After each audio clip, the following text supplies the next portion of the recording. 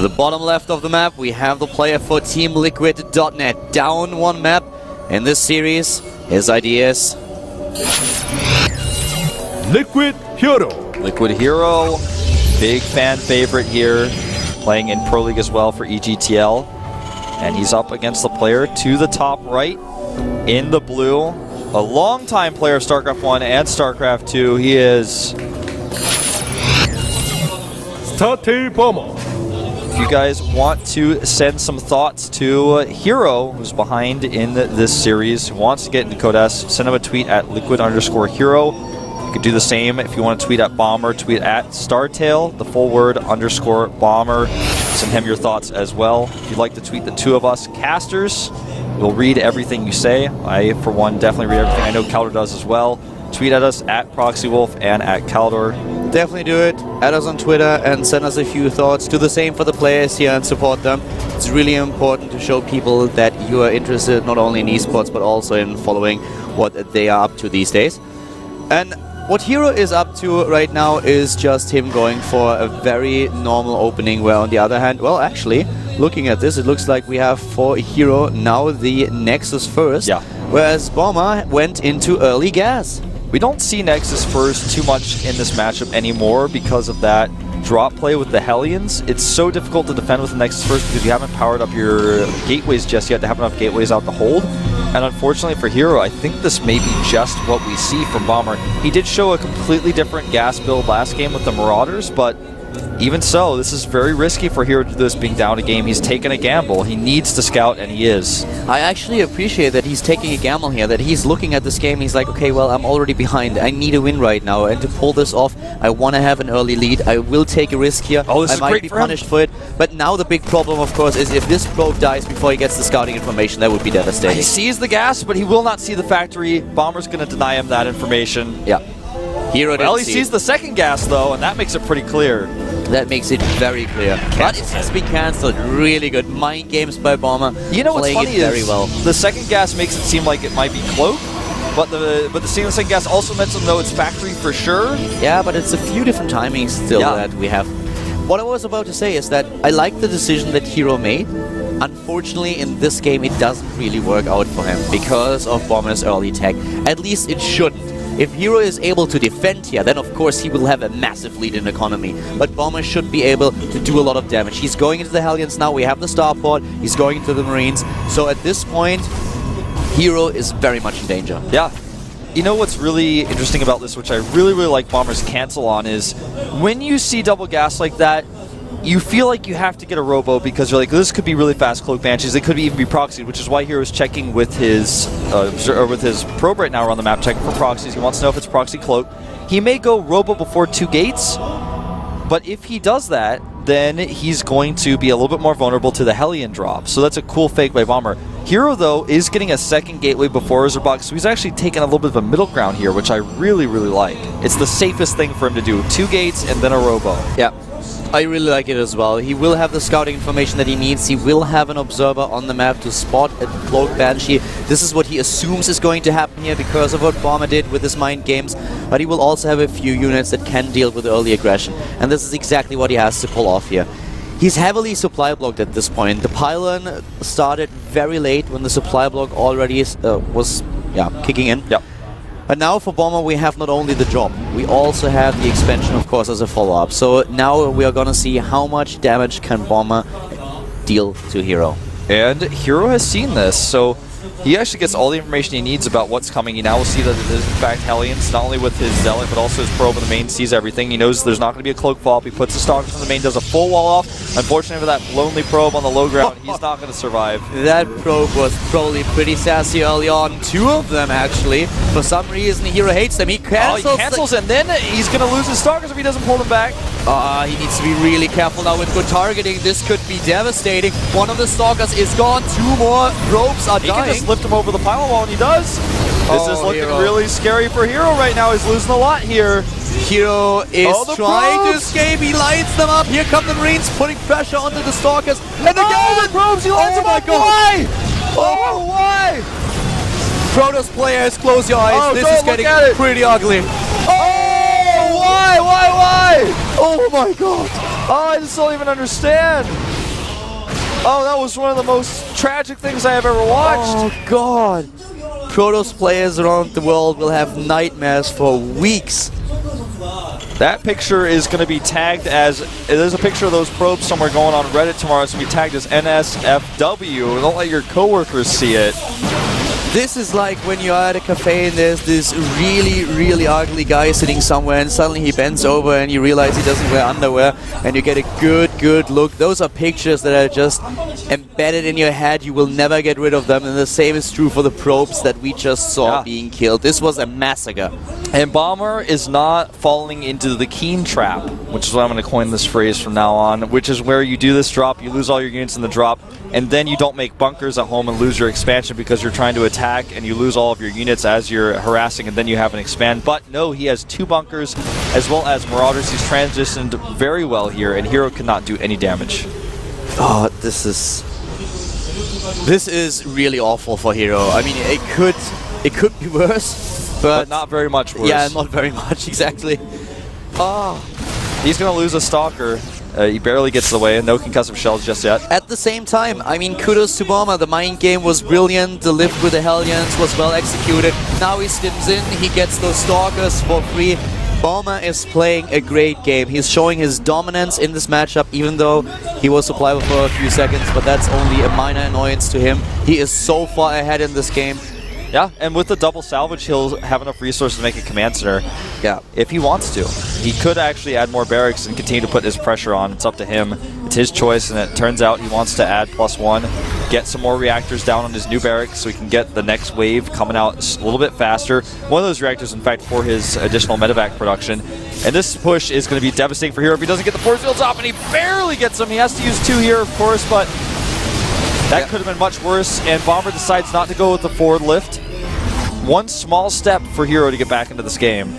Look at that third command center location. He chooses the forward one because he knows he's got such an aggressive lead in this game. That comeback would not only be a small step for Hero, that would be a big step for Protoss in general. Yes. But he has his defense set up. You know, he's trying his best. He's chrono boosting his economy. He's getting those probes back into the picture. He lost a lot and he knows it. He's staying on 2 bases now, trying to do his best, setting up a huge army, getting maybe a little bit of a lead in the upgrades. But Bomber is hitting everything that he has to. He's going into a 3rd base. He's producing his army. We have him also with the upgrades on the production tab. Might want to build a 2nd engineering bay and also go into the armory. Yeah. Actually, does he have an armory? He does not, as far as I know. Yeah, I don't think he built it just yet. That's why that structures tab is going to be so awesome in Heart of the Swarm. He does not have it. So he's trying to, Bomber is just trying to make sure that the lead that he has is not going to be negated. And Hero, his tech is delayed. He's in a position where it's really, really awkward for him to deal with all of this. But he's doing the right things. He makes the right decisions now. He has the scouts in position, he has his observers in position, he has a lot of stalkers to intercept drops. He's just trying to hold these 2 bases as well as possible. Yeah. Nice scout here. Attempt anyways. Yeah. But does not get to see it. He wants to know, are you going Colossi or are you going Templar Tech? How many ghosts should I make? But unfortunately he's denied. That's why he scans. Too many players will skip the scan, but he sees everything. The Forge, the Twilight Council, the Templar Archives. It's all known. And I find this is really... But this is even more clever. This is cool. I like it. After Bomber faked the 2nd gas earlier, now we have suddenly Hero canceling his tech as soon as he sees what's happening here. Well, as Bomber saw what's happening here with the scan. Not enough cancel play is used like this, I feel, in competitive StarCraft 2. Very few players will go for these types of cancels.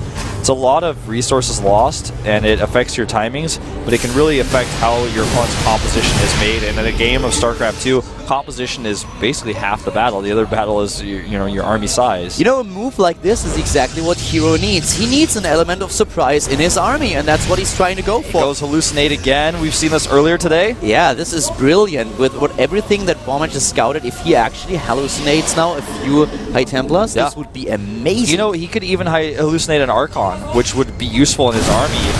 Oh, this next is going to have to be canceled, though. And Bomber has had his 3rd base economy up for so long. You know, these mind games for Hero are great. He's committing a lot of resources to them. Well, not a lot, but, it's a decent amount of resources, but it's going to pay off in the long run. The problem is Bomber has so much economy that he can make Vikings and Ghosts at this point if he wants to and still be ahead.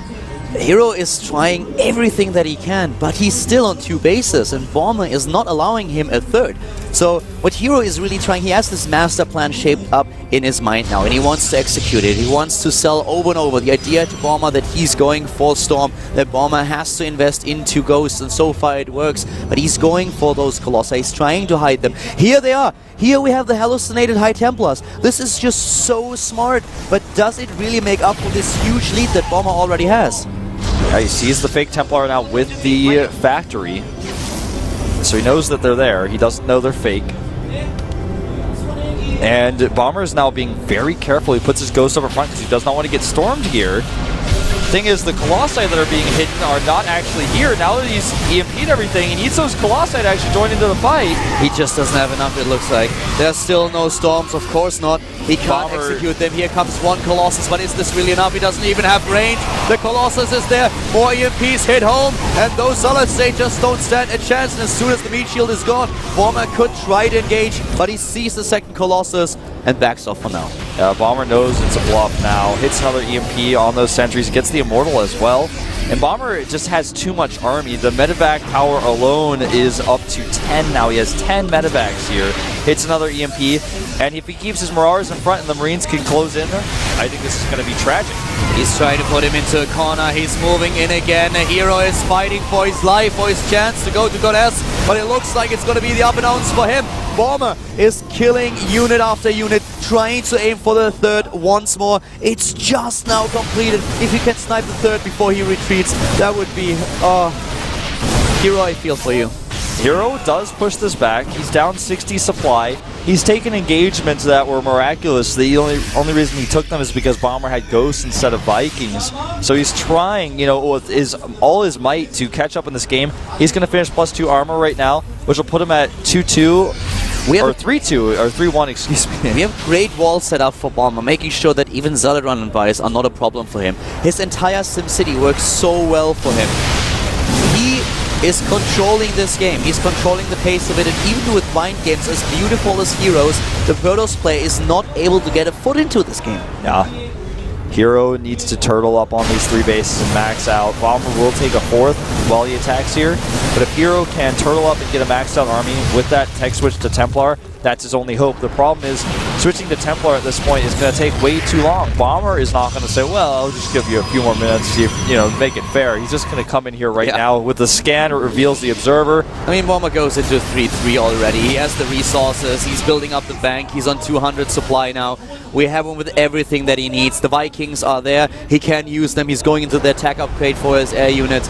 We have 8 Vikings on the map in just a few seconds. That's enough for him to go in. The army supply alone, 135 against 86, and here we go. The EMPs are good. And Really this is good. just too much. He covers everything in EMPs. Even with one of the feedbacks, it's not enough. The Viking count is too much for the Colossi. He targets well. The Immortals are targeted. And Bomber will crush this army and find himself in Kodas. Hero, on the other hand, got to keep playing Wings of Liberty. GG. Bomber hitting the T button like a bus and stimming in again. Just overwhelming. Hero crushing the forces of the Protoss. Advances to Kodas. Congratulations to Bomber. And at this point, well, already good luck for Hero in the up and downs. Unfortunately, only one of them could advance. Only one, indeed.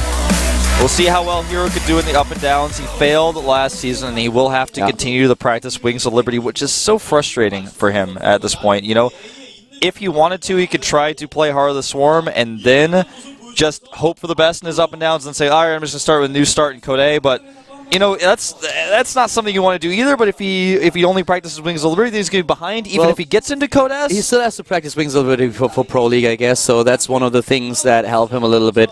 But still, it's a very, very difficult situation for him, and of course you want to go to Code S straight away. Now he's in the up and downs. It's pretty unfortunate for Hero. It's sad that only one of them could advance. Both of them great players. They, in my personal opinion, both belong in Code S. They're amazing. They've both amazing been there StarCraft before. players. Exactly. But today it was just Bomber who was in better condition once again with the win against Hero. He continues his win streak against the Team Liquid Protoss player. Yeah, this is... not a lot more to add, I guess. You're absolutely right. I mean, unfortunate for Hero. I really feel the real story for Hero is now he's going to practice Wings of Liberty for Pro League and for the up and downs, but when he practices up and downs Wings of Liberty, The second he gets into Codes, which will be, generally speaking, the next week, then he's going to be playing a completely different game against Codes level players who've been practicing for Heartless Swarm. It's difficult. It's really difficult. It's just unfortunate for him no matter what. Yeah. Well, guys, we have another best of 3 coming up next. It's going to be Lenok versus Yonghwa, so make sure that you get yourself a drink, get yourself some popcorn. And Coffee and popcorn, get them together. Coffee and popcorn, get both of that. And we'll see you in 5 minutes here at the GSL Code A round 3 with, the 2 of us. Oh, just take it away, production.